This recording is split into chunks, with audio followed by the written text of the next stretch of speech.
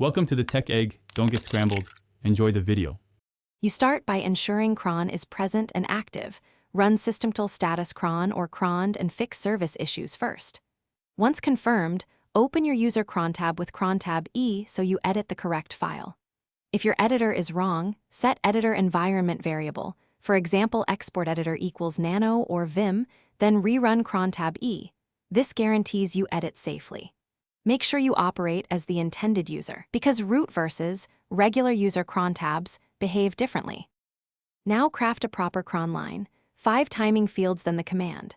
For example, 02 ***1 /usr /bin /backup, sh/var/log /backup, log2 and 1.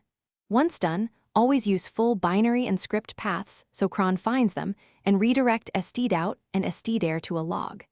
Make sure to test the same command in your shell first to confirm behavior and permissions. If environment variables are needed, define them at the top of the cron tab, or source, finish by saving the cron tab, verify entries with crontab L to confirm they were recorded.